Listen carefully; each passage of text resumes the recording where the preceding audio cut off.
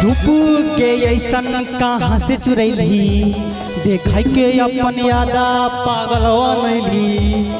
धूप के ऐसन कहाँ से चुरैली देख के अपन यादा पागल बनैली। लागई छोले भी जान हमारा के परान तोरे पहाड़ दमा लागल चौधिया मैना तोहर जादू श्रीवल्ली करै छौ मन काबू गे मैना तोहर जादू श्रीवल्ली करै छौ मन काबू गे।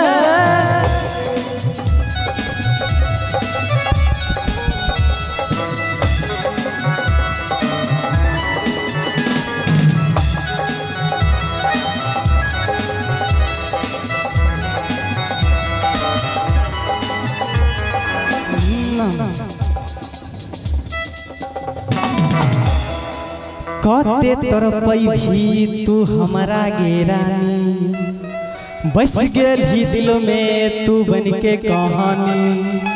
कते तरपई भी तू हमारा गे रानी बस गेल ही दिल में तू बन के कहानी। कते तरपई भी तू हमारा गे रानी बस गेल ही दिल में तू बन के कहानी।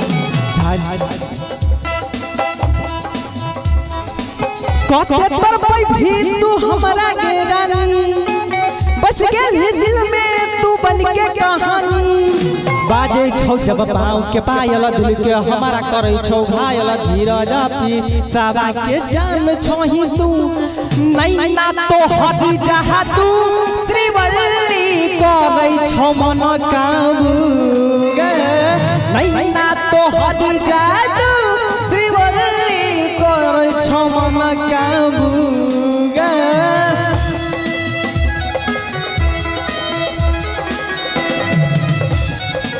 अब की बार बोलिस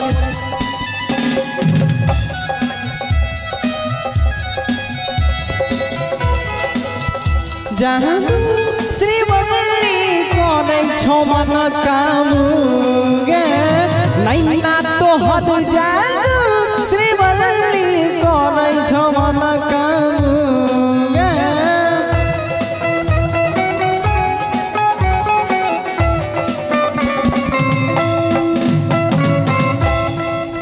और अच्छा लगा हो तो एक बार जोरदार ताली और कहना